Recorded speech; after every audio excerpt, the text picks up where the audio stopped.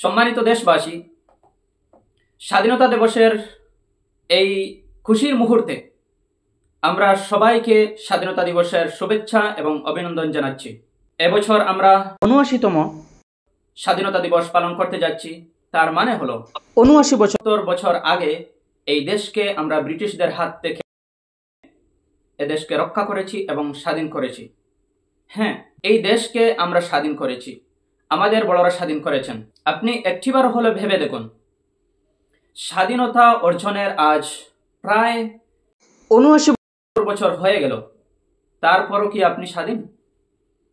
আপনি কি পুরোপুরি স্বাধীনভাবে কথা বলতে পারছেন? আপনি কি পুরোপুরিভাবে চলাফেরা করতে পারছেন স্বাধীনভাবে? আপনি কি পুরোপুরি স্বাধীনভাবে জীবনযাপন করতে পারছেন? আপনার সাথে কি এমন কোনো আচরণ করা হচ্ছে যে আচরণ একজন স্বাধীন মানুষের সাথে করার কথা নয়? হ্যাঁ, একটু ভাবুন, এই দেশকে আমরা স্বাধীন করেছি এবং স্বাধীনতা বছর হয়ে গেল, তারপরও আমাদের মুসলিম জাতিকে টার্গেট করা হচ্ছে। কে টার্গেট করছে এবং মুসলিম জাতির ঘরকে কে উজাড় করছে? মুসলিম জাতিকে টার্গেট করে কে অশালীন কথা, অশালীন ভাষা ব্যবহার করছে? সে বিষয়ে একটু ভাবুন। আমরা তো এই দেশেই জন্মেছি, এই দেশকে আমরা চয়েস করেছি, বাই চয়েস আমরা ইন্ডিয়ান। আমাদের পরিচয় দুইটি, আমরা মুসলিম, আমরা ভারতীয়। এই দেশকে স্বাধীন করতে আমাদের বড়রা রক্ত দিয়েছেন, জীবন দিয়েছেন, ইতিহাস সাক্ষী রয়েছে। আমাদের উলামায়ে কেরাম, মুসলিমরা, ইমানদাররা এই দেশকে, এই ভারতবর্ষকে স্বাধীন করতে যতটুকু রক্ত দিয়েছেন এবং যতটি জান দিয়েছেন, প্রাণ দিয়েছেন, কোনো জাতি এই দেশের জন্য এত রক্ত, এত প্রাণ দিতে পারেনি। ইতিহাস সাক্ষী রয়েছে, আপনি পড়ে দেখুন। চলুন ইতিহাসের পাতায় একটু গভীরভাবে দেখা যাক, একটু আমরা জেনে নেই। হ্যাঁ, আপনাকেও বলছি, আপনিও আপনার যে ছোট ছোট বাচ্চারা রয়েছেন, আপনার সঙ্গীরা রয়েছেন, আপনার ছাত্ররা রয়েছেন, তাদেরকেও আপনি সত্য ইতিহাস বলুন। কারণ আজকের যুগে সত্য ইতিহাসকে চেপে রাখা হচ্ছে। সত্য ইতিহাস মানুষের সামনে নেই, আর এর দায়ী কে? এর দায়ী আমি, আপনি। কেন বলছি এ কথা? যে জাতি নিজের ইতিহাসকে রক্ষা করতে পারে না, যে জাতি নিজের ইতিহাসকে বাঁচাতে রাখতে পারে না, সে নিশ্চয়ই অধঃপতনের দিকে পতিত হয়। আপনি কি আপনার ইতিহাসকে, আপনি কি আপনার পূর্বপুরুষদের ইতিহাসকে জীবিত রেখেছেন? আপনি কি জানেন এ দেশকে স্বাধীন করার জন্য সর্বপ্রথম কখন যুদ্ধ করা হয়েছিল ব্রিটিশদের বিরুদ্ধে? আপনি কি জানেন এই দেশকে ব্রিটিশদের হাত থেকে বাঁচানোর জন্য, রক্ষা করার জন্য এবং ব্রিটিশদেরকে এ দেশ থেকে তাড়ানোর জন্য সর্বপ্রথম কে যুদ্ধ করেছিলেন? সর্বপ্রথম কে কদম বাড়িয়েছিলেন? সর্বপ্রথম কে জিহাদ করেছিলেন তাদের বিরুদ্ধে? আপনি কি ইতিহাস জানেন? এমন ভরসা রাখবেন না যে স্কুলের মধ্যে, কলেজের মধ্যে, ইউনিভার্সিটির মধ্যে এই বিষয়ে সত্য ইতিহাস পড়ানো হবে। না না, কখনোই না। সিলেবাসের মধ্যে যে ইতিহাসের কথা লেখা হয়েছে সেগুলো পুরোপুরিভাবে সত্য নয়, মতলবের ইতিহাস লেখা হয়েছে। আজকে আপনি দেখতে পারেন অনেক সিলেবাসের বইয়ের মধ্যে ইতিহাসকে বিকৃত করে পেশ করা হচ্ছে। কেন? এই মুসলিম বিদ্বেষী কেন? ইতিহাসের সাথে এমন আচরণ কেন? চলুন আমাদের এই মাতৃভূমি, আমাদের এই দেশকে স্বাধীন করার জন্য সর্বপ্রথম কে কদম বাড়িয়েছিলেন? সর্বপ্রথম কি হয়েছিল? কে আগ বেড়ে ব্রিটিশদের বিরুদ্ধে লড়েছিল? তা একটু জেনে নেওয়া যাক।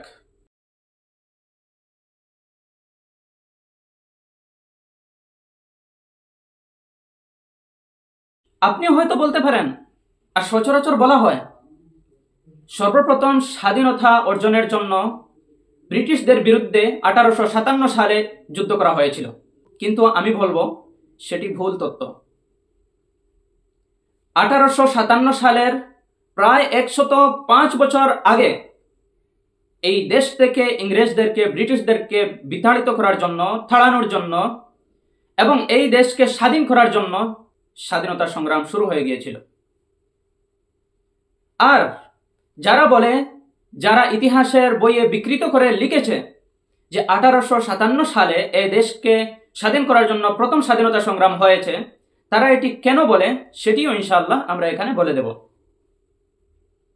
আপনি নিশ্চয়ই জানেন, যদি আপনার চোখ ইতিহাসের পাতায় থাকে তাহলে নিশ্চয়ই জানবেন অবশ্যই যে এই দেশে সর্বপ্রথম ইতিহাসের মতে 1498 সালে ইংরেজরা এদেশে পা রেখেছিল। কিন্তু তখন তাদের উদ্দেশ্য ছিল, প্রকাশ্য উদ্দেশ্য ছিল যে সেখানে বা এই ভারতে তারা ব্যবসা বাণিজ্য করবে। তারা যখন আসার সিলসিলা শুরু করলো, তারপর 1600 এবং 1601 সনে তারা ইস্ট ইন্ডিয়া কোম্পানি এখানে প্রতিষ্ঠা করলো। প্রকাশ্যভাবে তাদের উদ্দেশ্য ছিল যে এই দেশে তারা ব্যবসা বাণিজ্য করবে। কিন্তু যখন ইস্ট ইন্ডিয়া কোম্পানি এখানে কায়েম করে, তারা এদেশে বিস্তার লাভ করলো এবং প্রস্তুতি নিতে শুরু করলো, জোরদার প্রস্তুতি নিচ্ছে। মুঘল সাম্রাজ্য চলছিল, পুরোপুরিভাবে তারা সুযোগ পাচ্ছিল না যে এ দেশকে কবজা করার জন্য মাথাছাড়া দিয়ে উঠবে। কিন্তু একটা সময় এমনও আসলো যে তারা সুযোগ পেয়ে গেল। সে সময়টা হলো 1707 সাল, যখন হযরত আওরঙ্গজেব আলমগীর রাহিমাহুল্লাহ এর ইন্তেকাল হয়ে গেল। তখনই তারা সুযোগ পেয়ে গেল। তারপর থেকে তারা পুরো দমে এই দেশকে কবজা করার জন্য, এই দেশের মসনদে বসার জন্য তারা পুরো প্রস্তুতি নিয়ে মাঠে ময়দানে নেমে গেল। সেই ইতিহাস তো আপনি জানার কথা।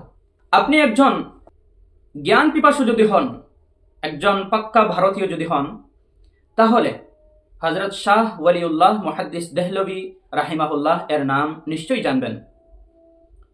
তিনি ভারতের মানুষদেরকে, ভারতীয়দেরকে ইংরেজদের ব্যাপারে সজাগ করলেন। তিনি ভারতীয়দেরকে উদ্দেশ্য করে বললেন, বুঝাতে চাইলেন যে এই দেশ থেকে যে কোনো অবস্থায় ব্রিটিশদেরকে তাড়াতে হবে, ভাগাতে হবে।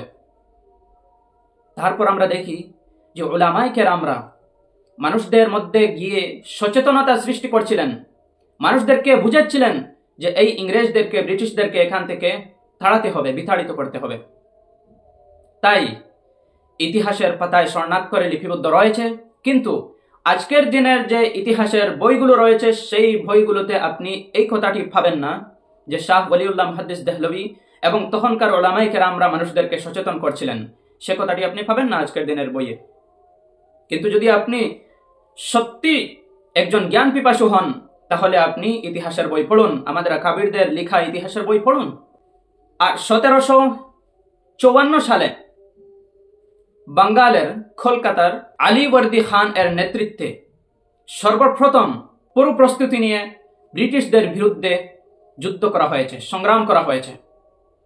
এবং আপনি নিশ্চয়ই জানবেন যে উইলিয়াম ফোর্ট, যেখানে ইংরেজরা থাকতো, তাদের মরকজ ছিল, সেখানে আলীবর্দী খান এর নেতৃত্বে 1754 সালে ইংরেজদের বিরুদ্ধে সংগ্রাম করা হয়েছে এবং পুরো প্রস্তুতি নিয়ে উলামায়ে কেরামরা একসাথে, মুসলিমরা একজোট হয়ে ইংরেজদের বিরুদ্ধে, ব্রিটিশদের বিরুদ্ধে যুদ্ধ করেছেন, জয়লাভও করেছেন। তারপর যা ঘটেছে ইতিহাস সাক্ষী, পুরো দুনিয়া জানে, সব মানুষ জানে কি হয়েছিল ভারতীয় ইতিহাসে। ইংরেজদেরকে, ব্রিটিশদেরকে এ ভারত থেকে তাড়ানোর জন্য, ভাগানোর জন্য পুরো প্রস্তুতি নিয়ে যে যুদ্ধ করার কথা ছিল এবং যুদ্ধ শুরু করা হয়েছিল, সংগ্রাম শুরু করা হয়েছিল কার নেতৃত্বে? 1757 সালে সিরাজউদ্দৌলা, নবাব সিরাজউদ্দৌলা এর নেতৃত্বে সেই সংগ্রাম শুরু করা হয়েছিল। কিন্তু আক্ষেপের বিষয়, আমরা সবাই জানি সেই যুদ্ধকে পলাশির যুদ্ধ হিসেবে জানা হয় এবং সেই যুদ্ধে ভারতীয়দের পরাজয় হয়, ইংরেজরা জিতে যায়। এর কারণও কিছু না কিছু আপনারা জানেন। মীর জাফর ইতিহাসের সবচেয়ে বড় দুঃখবাজ, ইতিহাসের সবচেয়ে বড় গাদ্দার, এই ভারতীয় ইতিহাসের সবচেয়ে বড় গাদ্দার। মীর জাফর। তার কারণেই সেই যুদ্ধে হারতে হলো ভারতীয়দের। একটু লিগেসি ডাটা আপনি জেনে নিন।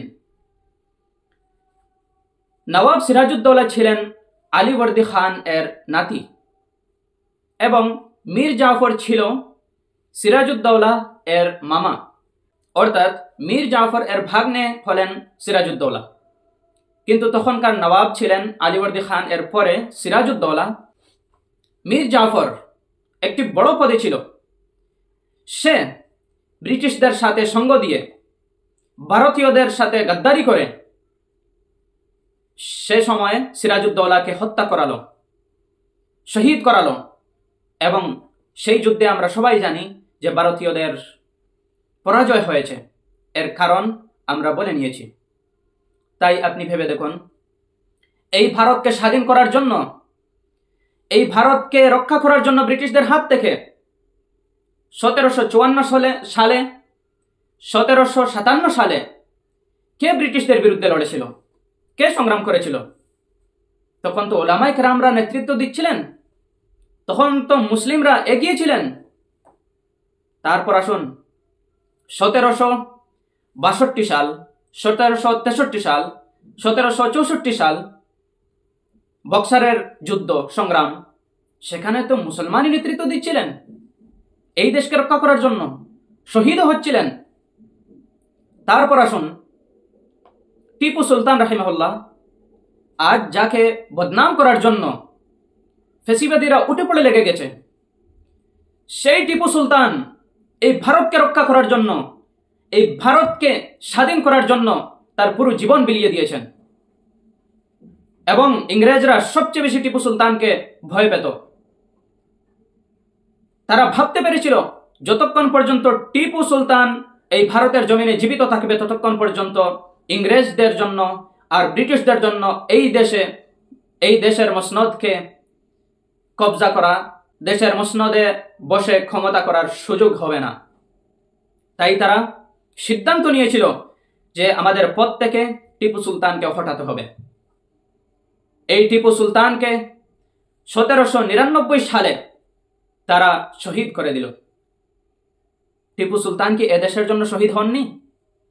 টিপু সুলতান কি এই দেশকে, ভারতকে স্বাধীন করার জন্য শহীদ হননি? আপনি মহীশূর যান, সেখানে গিয়ে দেখুন, তার কিলা দেখুন, তার কবর রয়েছে সেখানে, তার ইতিহাস পড়ে দেখুন। আজ এই টিপু সুলতানকে দেশের গাদ্দার বলা হচ্ছে। এই টিপু সুলতানকে একজন মুসলিম নেতা হওয়ার কারণেই তাকে বদনাম করা হচ্ছে। কেন? তাকে কেন বদনামি করা হচ্ছে? আমাদের প্রশ্ন। আসুন তারপর যখন টিপু সুলতান রাহিমাহুল্লাহকে তারা শহীদ করে দিল, তখন তারা বলল যে আজ থেকে এই ভারত আমরা শাসন করব। প্রত্যেকটি এলাকায় ইংরেজরা ছিল, ব্রিটিশরা ছিল এবং পুরো রাজতন্ত্র কায়েম করার জন্য সব জায়গায় তারা ঘোষণা করে দিল যে এখন থেকে এই ভারতে কানুন আমাদের চলবে। কত ভয়ঙ্কর অবস্থা ছিল, করুণ পরিস্থিতি ছিল।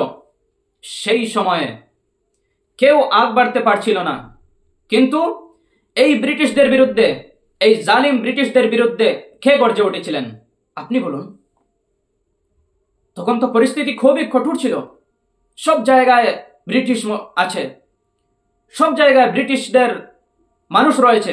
আপনি গোপনে কোনো বৈঠক করতে পারবেন না, কিছুই করতে পারবেন না। কিন্তু সেই সময়ে সেই দিল্লির মসনদের পাশ থেকে একজন ব্যক্তি গর্জে উঠলেন এবং বললেন যে আজ থেকে এই দেশ দারুল হরব হয়ে গিয়েছে এবং এই দেশের প্রত্যেক মানুষের উপর, মুসলমানদের উপর জিহাদ ফরজ হয়ে গিয়েছে।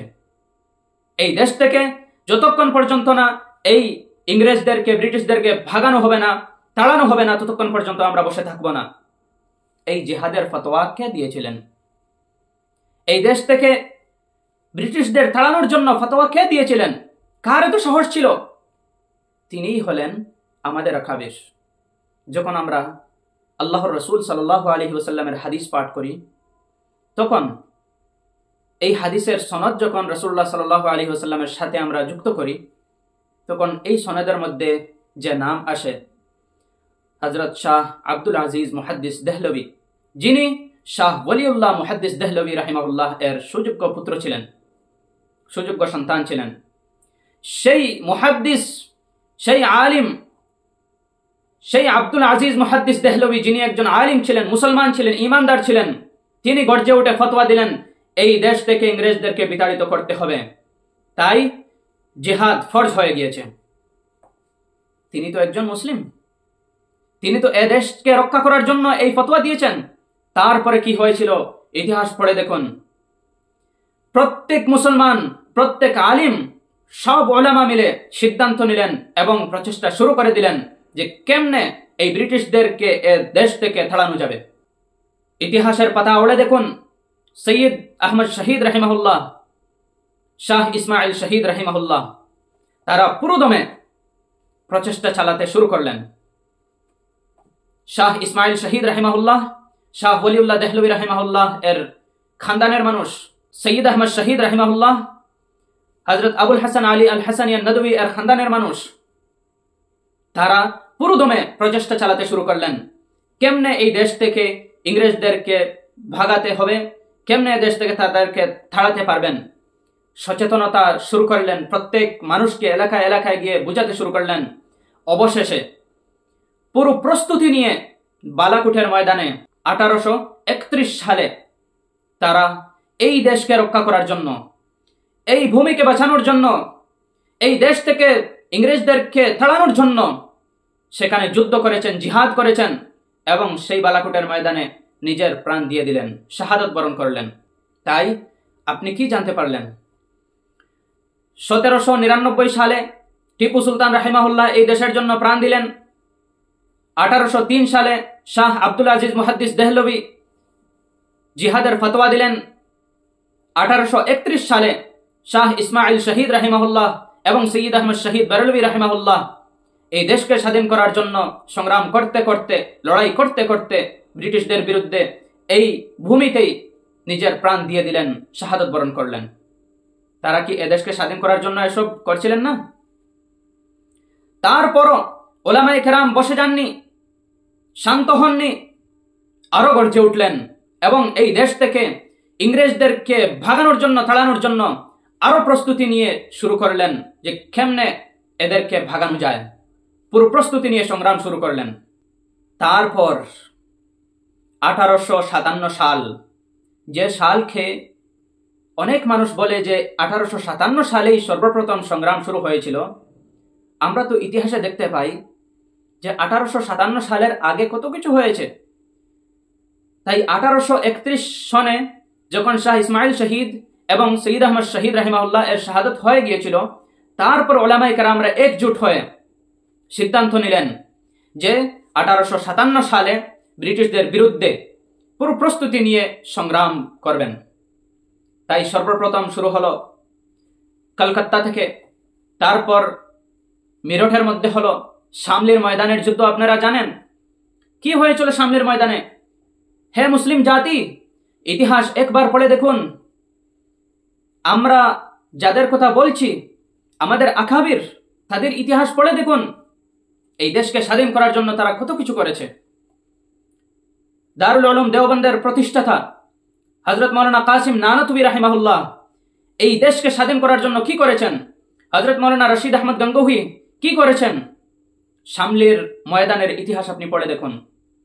হাজী ইমদাদুল্লাহ মুহাজির মক্কি রাহিমাহুল্লাহ তাকে আমিরুল মুমিনিন ফিল জিহাদ ঘোষণা করে তার হাতে বায়াত করলেন জিহাদের, এবং ইংরেজদের বিরুদ্ধে তারই নেতৃত্বে মাওলানা কাসিম নানতুবি, রশিদ আহমদ গঙ্গোহী এবং আমাদের অন্যান্য আকাবিররা, হাফিজ জামিন শহীদ সহ সবাই মিলে শামলির ময়দানে যুদ্ধ করলেন, জিহাদ করলেন ইংরেজদের বিরুদ্ধে। ইতিহাসের বইয়ে যে তারিখ মিলে সেটি 10 মে 1857 সাল শামলির ময়দানের যুদ্ধ হিসেবে লেখা হয়েছে। তারপর 1857 সালের যে যুদ্ধ হলো, সেই যুদ্ধের কথায় আমরা আসি। সে যুদ্ধে একটি বিশেষ কথা রয়েছে।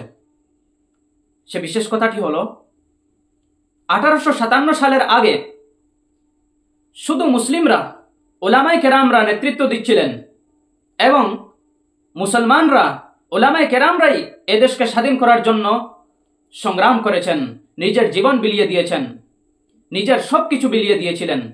কিন্তু 1857 সালে মুসলমানদের সাথে অমুসলিম হিন্দু ভাইয়েরাও জড়িত হয়েছিল এবং 1857 সালের যুদ্ধটি বাহাদুর শাহ জফর রাহিমাহুল্লাহ এর নেতৃত্বেই লড়া হয়েছে। কিন্তু সেই যুদ্ধে যতটুকু মনে পড়ছে যে প্রায় দিল্লির মধ্যে 29,000 মানুষ ভারতীয়দের মৃত্যু হয়েছে এবং সেই 29,000-এর মধ্যে 5,000 মানুষ বিধর্মী ছিলেন, অমুসলিম ছিলেন, হিন্দু ধর্মের ছিলেন এবং 24,000 মানুষ মুসলিম সম্প্রদায়ের ছিলেন। সেই হলো মূল কথা। এই সংখ্যার পরিমাণ এদিক সেদিক হতে পারে, কিন্তু মূল কথা সেটাই ছিল যে সেই যুদ্ধে মুসলমানদের সাথে সাথে হিন্দু ভাইয়েরাও জড়িত হয়েছিলেন। তার জন্যই আজকের ফেসিবাদীরা, আজকের হিন্দুত্ববাদীরা সিদ্ধান্ত নিয়েছে যে আমরা ইতিহাসের বই রচনা করব এবং মুসলমানদের অবদানকে ভুলিয়ে, মুসলমানদের ইতিহাসকে মুছে ফেলে আমরা ইতিহাস রচনা করব যে 1857 সাল থেকেই স্বাধীনতা সংগ্রাম শুরু হয়েছে। কেন? স্বাধীনতা সংগ্রামে সর্বপ্রথম ইতিহাসের, ভারতীয় ইতিহাসের এবং সম্ভবত ভারতের মধ্যে হিন্দু ধর্মের ইতিহাসে এই সর্বপ্রথম 5,000 মানুষ, 5,000 অথবা এর থেকে কিছু সংখ্যা বেশি মানুষ, হিন্দু ধর্মের মানুষ দেশের জন্য নিজের প্রাণ বলিদান করেছেন। সেই হলো বিশেষ কথা, যার কারণেই আজকে সেই বই রচনা করা হচ্ছে এবং বলা হচ্ছে যে 1857 সাল থেকে স্বাধীনতা সংগ্রাম শুরু হয়েছে। এবং এই ইতিহাস কে লিখছে? ফ্যাসিবাদীরা লিখছে, আরএসএস যারা করে তারা লিখছে। আর ওই সংখ্যক মানুষরা, ইতিহাসবিদরা লিখছেন যারা মার্কসিস্ট, কার্ল মার্কসকে যারা ফলো করেন তারাই লিখেছেন। কেন? কার্ল মার্কস তিনি তার বইয়ের মধ্যে উল্লেখ করেছেন যে ভারতের স্বাধীনতা সংগ্রাম শুরু হয়েছে 1857 সালে। তাই হিন্দু ধর্মের বিধর্মীরা যারা কার্ল মার্কসকে তাদের বাপ বলেন, তাকে ফলো করে তারা ইতিহাস রচনা করেছেন এবং দেশের মধ্যে যারা আরএসএস সম্প্রদায় রয়েছে, হিন্দুত্ববাদী রয়েছে, ফ্যাসিবাদী রয়েছে, তারা এজন্যই ইতিহাস রচনা করছে কারণ 1857 সালে হিন্দুরা এই দেশের জন্য প্রাণ দিয়েছেন, আত্মবলিদান করেছেন। কিন্তু তারপরও আপনি মনে রাখবেন সেই 1857 সালের যুদ্ধটিও একজন মুসলিম নেতার নেতৃত্বে যুদ্ধ করা হয়েছে, আর তার নাম হলো বাহাদুর শাহ জফর। তিনি এই দেশের জন্য নিজের জান দিলেন, প্রাণ দিলেন। যখন পরাজয় হয়ে গেল, বাহাদুর শাহ জফর এর সামনে প্লেটের মধ্যে তার খানদানের প্রায় 19 জন মানুষের মাথা কেটে প্লেটের মধ্যে সাজিয়ে তার কাছে সকাল সকাল নাস্তার সময় পেশ করা হলো। তখন তিনি কি বলেছিলেন? তিনি ঐতিহাসিক একটি কথা বলেছিলেন যে এমনি ভাবেই মুঘল সন্তানরা নিজের ভূমির জন্য আত্মত্যাগ করেছিল এবং করছে। তারপর আসুন, ওলামায়ে কেরামরা হাল ছেড়েননি।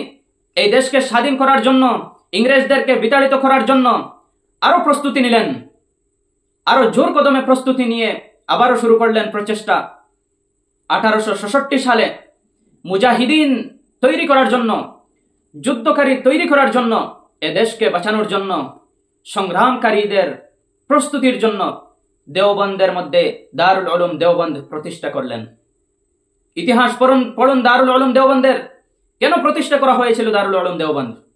আর আজ বলা হচ্ছে যে দারুল উলুম দেওবন্দ এবং মাদ্রাসাগুলোতে সন্ত্রাসী ট্রেনিং দেওয়া হয়। ওহো, আপনি তো ইতিহাস পড়ে দেখুন। হে অমুসলিম ভাইয়েরা, আপনারা ইতিহাস পড়ে দেখুন, চোখ খুলুন, সত্য ইতিহাস জানুন। দারুল উলুম দেওবন্দ 1866 সালে কেন প্রতিষ্ঠা করা হয়েছিল? তারপর আসুন, এই দেশকে স্বাধীন করার জন্য যেমন রূপ 1857 সালের আগেও ওলামায়ে কেরামরা নিজের জীবন বলিদান করেছেন, নিজের সবকিছু উজাড় করে দিয়েছেন, 1857 সালের পরও এই দেশের অন্যান্য ধর্মের মানুষদেরকে সাথে নিয়ে স্বাধীনতা সংগ্রামে যোগদান করলেন আবারও পুরোদমে প্রস্তুতি নিয়ে স্বাধীনতা সংগ্রাম চালাতে শুরু করলেন। তারপর আপনি দেখুন, সিল্ক লেটার মুভমেন্ট, তাহরিকে রেশমি রুমাল কে পরিচালনা করছিল? এই দেশকে স্বাধীন করার জন্য এত বড় প্ল্যানিং কে করছিলেন? তিনি হলেন শেখুল হিন্দ মাহমুদুল হাসান দেওবন্দি রাহিমাহুল্লাহ, যিনি জামিয়া মিল্লিয়া ইসলামিয়া, আজকের নিউ দিল্লির ইউনিভার্সিটির একজন প্রতিষ্ঠাতা। তিনি 1913 সালে এই সিল্ক লেটার মুভমেন্ট শুরু করেছিলেন এবং তাকে অ্যারেস্ট করা হয়েছিল।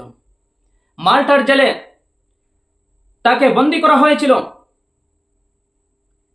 এই তাহরিকে রেশমি রুমালের জন্য, সিল্ক লেটার মুভমেন্টের জন্য তাকে অ্যারেস্ট করা হলো। আপনারা ইতিহাস পড়ুন। তার সাথে ভারতের আরো কিছু নেতাদেরকেও ইংরেজরা অ্যারেস্ট করেছিল, বন্দী করেছিল। কিন্তু ওই গাদ্দাররা ইংরেজদের কাছে মার্সি পিটিশন লিখে তারা সেখান থেকে বেরিয়ে এসে, কেন ভাই? এই দেশের সাথে গাদ্দারি কে করেছে? মাহমুদুল হাসান দেওবন্দিকে গাদ্দারি করেছেন? ইতিহাস পড়ুন, জানতে পারবেন কে গাদ্দারি করেছে। ইংরেজদের সামনে গিয়ে মাথা নত করে মার্সি পিটিশন দিয়ে মাল্টার জেল থেকে এবং দেশের অন্যান্য জেল থেকে কে কে বেরিয়ে এসেছিলেন। আর শোন, আপনি মনে রাখবেন, আর আজকের দিনে সবচেয়ে বেশি যাদের নাম নেওয়া হয় এবং যাদেরকে বলা হয় তারাই স্বাধীনতা সংগ্রামী, আমরা অস্বীকার করছি না যে তারা স্বাধীনতা সংগ্রামী নন, অস্বীকার করছি না। কিন্তু এমন কথা বলা যে এরাই শুধু স্বাধীনতা সংগ্রামী, সেটা কিন্তু উচিত নয়, সত্য নয়। মহাত্মা গান্ধী, যিনি এই ভারতকে স্বাধীন করার জন্য নিজের জীবন বিলিয়ে দিয়েছেন, কত কষ্ট করেছেন, তিনি এই ভারতের স্বাধীনতা সংগ্রামে কখন অংশগ্রহণ করেছিলেন একটু তো আপনি জানুন। তিনি এই ভারতে কখন এসেছিলেন? 1915 সালে তিনি এই ভারতে এসেছিলেন এবং তারপর তিনি স্বাধীনতা সংগ্রামে পুরোপুরিভাবে যোগ দেন। নেতাজি সুভাষচন্দ্র বোস কখন স্বাধীনতা সংগ্রামে যোগদান করলেন? 1921 সালে। আর 1915 সালের আগে উলামায়ে কেরামরা, মুসলিমরা কত আত্মবলিদান করলেন, নিজের প্রাণ বিলিয়ে দিয়েছেন, রক্ত জড়িয়েছেন এই দেশকে বাঁচানোর জন্য। আর আজকে যাদেরকে বলা হচ্ছে তারাই স্বাধীনতা সংগ্রামী, তারা স্বাধীনতা সংগ্রাম শুরু করেছেন প্রায় 1910 এবং 1915 সালের পরে। আমরা তাদের স্বাধীনতা সংগ্রামী অস্বীকার করছি না, কিন্তু ইতিহাসের সত্যতা আপনাদের সামনে রাখছি। তারপরে উলামায়ে কেরামরা বসে যাননি। 1919 সালে জমিয়ত উলামায়ে হিন্দ প্রতিষ্ঠা করা হয় এবং লক্ষ্য ছিল যে জমিয়ত উলামায়ে হিন্দের আন্ডারে, নেতৃত্বে সব মুসলমান একত্রিত হয়ে, উলামায়ে কেরামরা একত্রিত হয়ে আবারও এই দেশ থেকে ইংরেজদেরকে বিতাড়িত করার জন্য পুরো প্রস্তুতি নিয়ে আবারও জিহাদ করবেন, আবারও সংগ্রাম করবেন। তাই ইতিহাস পড়ে দেখুন এরপরে কি হয়েছিল। উলামায়ে কেরামরা এদেশের অন্যান্য ধর্মাবলম্বীদেরকেও সঙ্গে নিয়ে স্বাধীনতা সংগ্রাম করেছেন। ইতিহাস পড়ুন, জানতে পারবেন মৌলানা আবুল কালাম আজাদ এর কি অবদান ছিল, মৌলানা হযরত মুহানি এর কি অবদান ছিল, মৌলানা আশরাফ আলী থানভী এর কি অবদান ছিল, মৌলানা হিফজুর রহমান সিহারভী এর কি অবদান ছিল, আশফাকুল্লাহ খানের কি অবদান ছিল। একবার তো পড়ে দেখুন। আজকে হিফজুর রহমান সিহারভী এর কথাই শোনা যায় না, মৌলানা হযরত মুহানি এর কথাই শোনা যায় না, কিন্তু ইনকিলাব জিন্দাবাদ এই শব্দটি সর্বপ্রথম এবং এই নারাটি সর্বপ্রথম কে উচ্চারণ করেছিলেন? তিনি তো হলেন মৌলানা হযরত মুহানি। ইতিহাস পড়ুন, আমাদের আকাবিরদের ইতিহাস পড়ুন এবং সত্য ইতিহাস জানুন। তারপর আপনি জানতে পারবেন যে আসল হকিকত কি। এদেশকে স্বাধীন করার জন্য উলামায়ে কেরামরা নিজের জান সবচেয়ে বেশি দিয়েছেন, মুসলমানরা সবচেয়ে বেশি দিয়েছেন। হিন্দুদের তুলনায় মুসলমানরা সবচেয়ে বেশি এই দেশের জন্য নিজের প্রাণ, নিজের রক্ত জড়িয়েছেন। এই রক্তের ফলে, এই প্রাণের ফলেই 1947 সালে আমরা স্বাধীনতা লাভ করতে পেরেছি আল্লাহর হুকুমে। স্বাধীনতা লাভ করার পর এদেশের মধ্যে যে সংবিধান লিখিত হয়েছিল,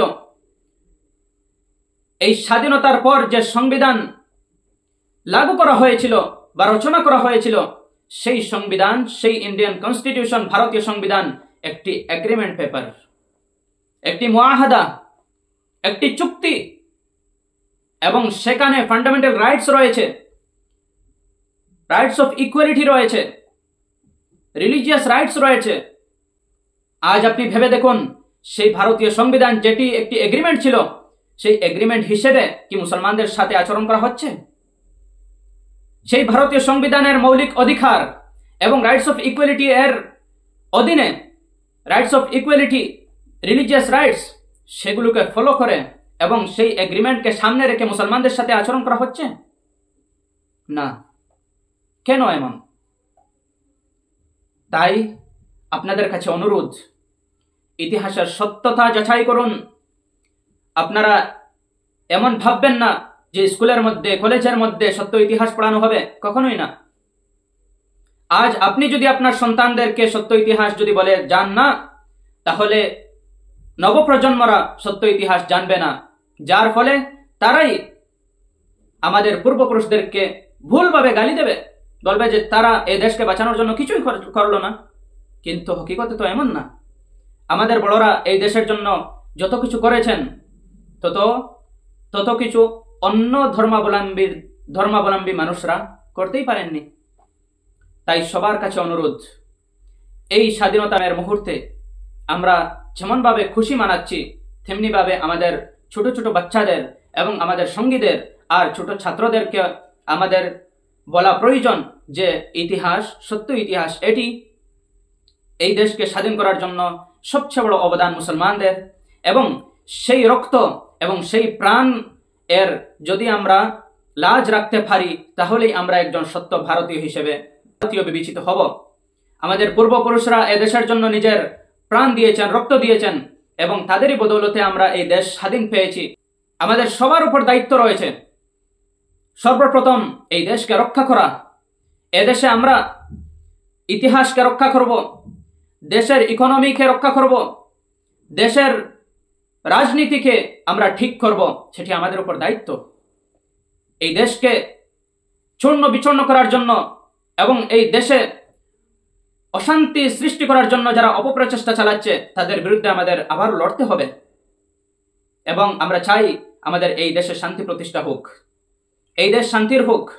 এবং আমরা স্পষ্ট ভাষায় বলে দিতে চাই, যে কথা ইন্ডিয়ান কনস্টিটিউশন লিখার সময় আমাদের বড়রা বলেছিলেন এবং যে কথার ভিত্তিতে ইন্ডিয়ান কনস্টিটিউশন লিখিত হয়েছিল, সেই কথা আজ আমরাও বলছি, আমরাও আবার বলছি যে এই দেশে আমরা মুসলমান হয়েই থাকব, এই দেশে আমরা মুসলমান হিসেবেই জীবিত থাকব। আমাদের ধর্মের ছোট থেকে ছোট কোনো একটি আমল আমরা ছাড়তে রাজি নই, এমনকি আমরা দাড়ি কাটতেও আমরা রাজি হব না। আমরা এই দেশে পুরো ইসলামী শরীয়তকে সঙ্গে নিয়ে আমরা জীবনযাপন করব।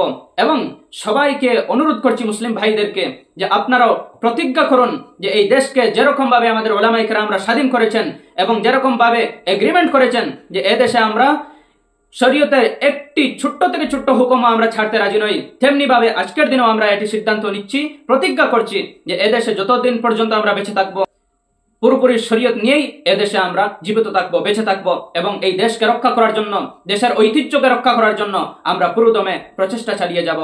আবারও আপনাদেরকে শুভেচ্ছা ও অভিনন্দন জ্ঞাপন করে আমার এই বক্তব্য